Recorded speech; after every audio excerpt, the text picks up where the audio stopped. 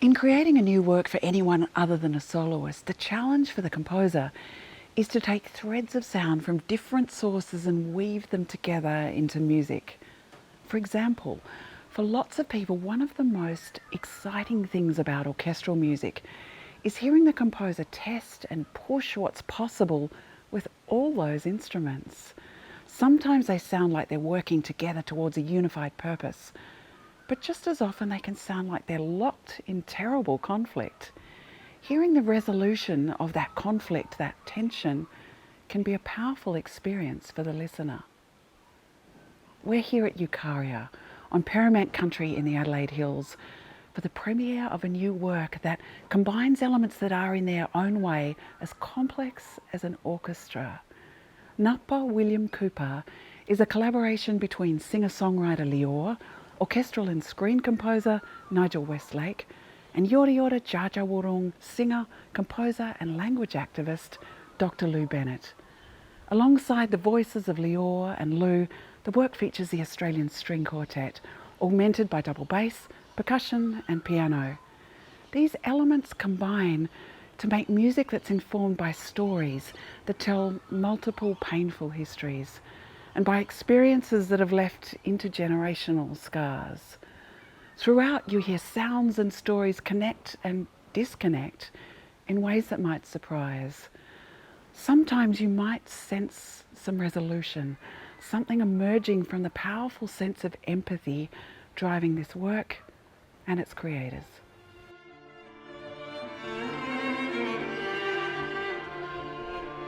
I traded places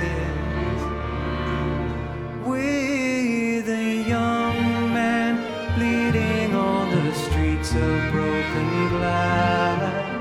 And though he was half a world away, I could see him in my reflection, clear as day. And I knew I was a ghost if I let him fade. Just let him fade away. Lior came across this beautiful story about the Yorta Yorta man, William Cooper, born in 1861 and spent his life agitating for rights, Aboriginal rights. It's not just about acknowledging a really important and widely forgotten part of our shared history, but it's trying to do our bit in putting it on the map as a real inspiring beacon for Australian history, for indigenous history, for Jewish history, for personal history as well. I knew I was a ghost if I let him fade. Just let him fade away. And I knew I was a ghost if I let him fade. Just let him fade away.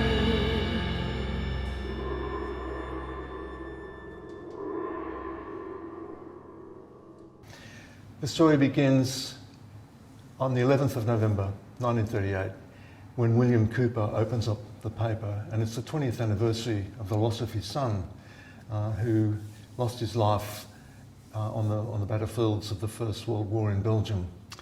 And William is looking for a reference to his son. But there was no mention of my Daniel anywhere. And in my sorrow, in the depth of my despair,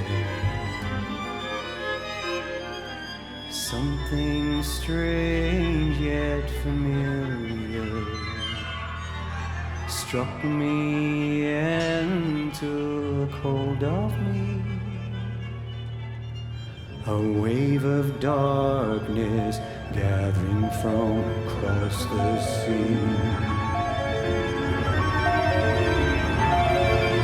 But what he did see was reference to events in Europe that occurred 2 days earlier, and that was the events of the Kristallnacht.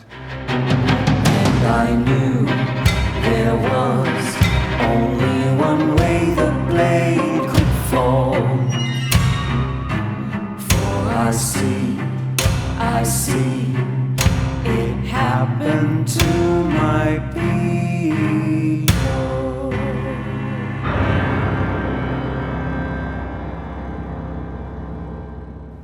my mum's side of the family was living in that part of the world, and he was this indigenous activist, remarkable man who felt that he needed to stand up and protest against the wrongs that he saw, and essentially he was standing up for my family. So I felt very moved in many respects and compelled to try and tell the story in a musical setting.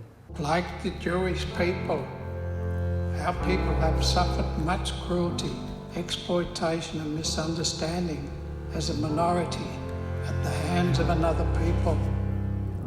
We are a small minority and we are a poor people, but we must assure them of our support in every way. We began the process very tentatively. We were very unsure about how it was all going to play out. How do we get the cultural permissions needed for a work like this? Who do we speak to? Are we in fact entitled at all to work, in this space, in this territory? I had never met Lou. We approached her initially just to get her stamp of approval, and we wanted her to be a cultural guide. At that point, we weren't imagining that she would be part of the process or even a performer in the finished product. And the first conversation was extraordinary because she said, William Cooper, well, he's my bloodline, I'm related.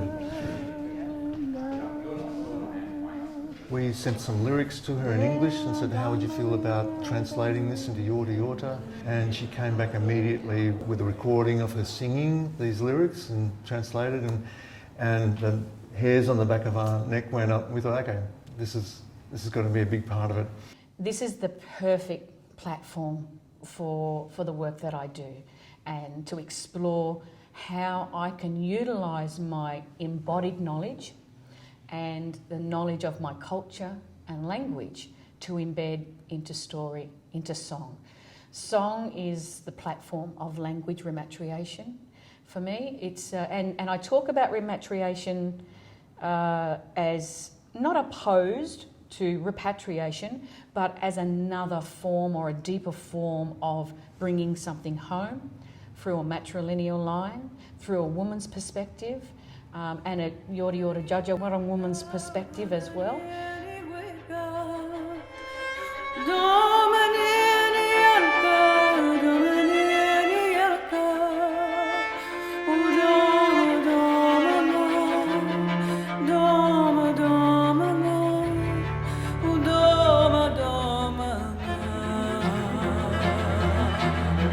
So the language that I've used, I chose to use terms and phrases that I was really comfortable with and that I'd grown up with too.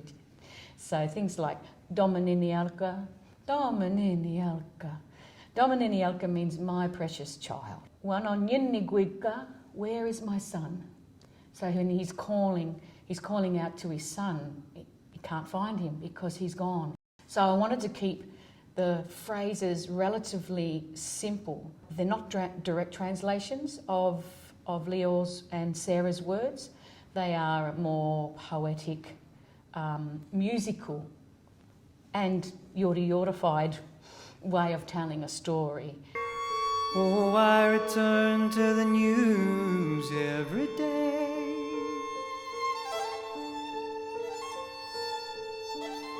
A silence I've learned all too well.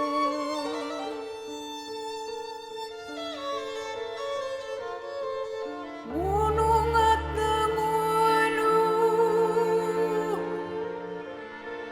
berairan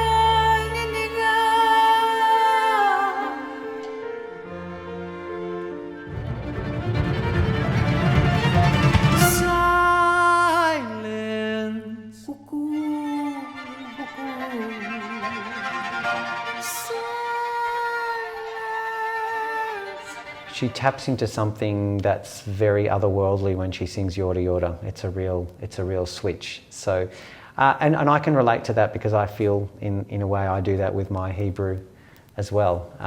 But we were talking just the other day on some of the inflections and the vocal stylings. There's actually a common ground, which I didn't know there would be that. And in one of the passages we talk about the silence and the silence growing, and we sort of bounce off each other, and I noticed that some of the vocal inflections that she does are very much similar to, you know, the Jewish cantorial ones as well, and so we sort of crisscross each other, and I would have never guessed that there would be that vocal connection between those two singing styles. The tones, the inflections that Lior uses have been a great influence on what I do, especially in the first part. You know,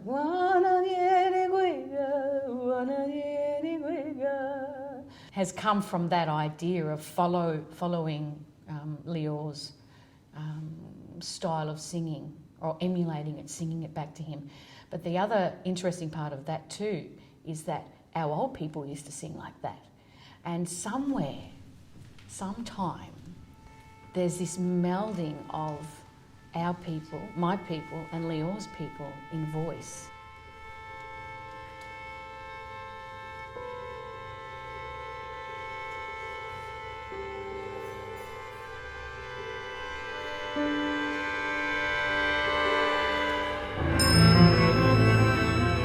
Funnily enough, and I was really thrilled when I found this out, that William Cooper was actually a violinist, and he performed in public several times. So some of the movements actually start with solo la lam, almost like it's tuning up. Yeah, so that's kind of part of his spirit and personality that I've tried to enshrine, and it sort of gave me license in a way. That knowledge gave me license to use the strings to their full advantage without any holding back in any way.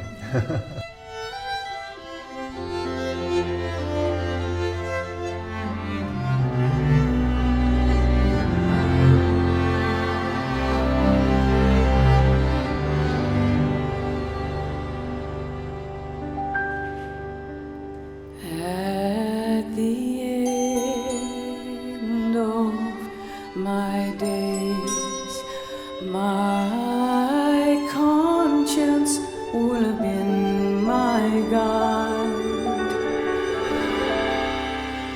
to see the world through different eyes.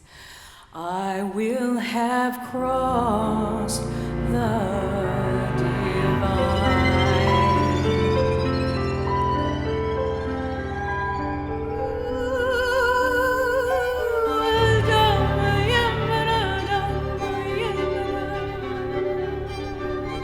When I was writing the lyric and melody for the last movement at the end of my days, I wanted to create something where we really take the story and bring it back to ourselves, not just as a passage of history, but what can we on a personal level take out of it.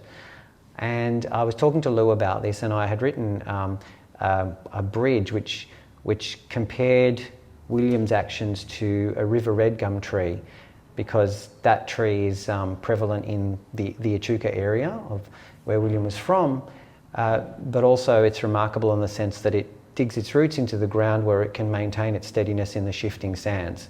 And I thought, well, that's a really lovely metaphor to draw on in the strength that William displayed given what was going on around him.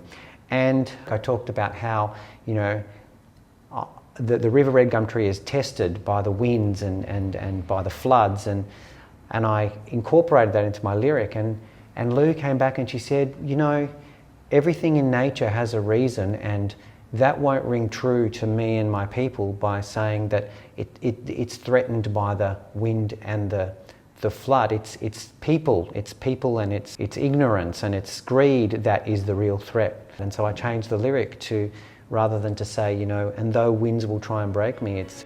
And though some will try and break me, and ignorance may try to erase me, they will not weaken my resolve,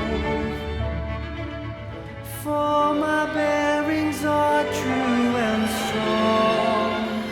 At the end of my days. The new wave of First Nations artists that we're experiencing at the moment, and this is a wonderful thing that's really really come to fruition in the last 10, 15 years. We're starting to get incredible First Nations composers and musicians and songwriters, and people are listening. People are interested in those stories. They're passionate about them. And these artists are getting really good at telling them and bringing them to life through embracing Western technologies, Western instruments and so on. And that's incredibly exciting. And this feels like a part of that wave. And that's really important to me. I feel culturally it's the right time to be doing this, particularly what's happening politically, what we hear about the voice. It feels very important and very timely, and I feel very honoured to be a part of it.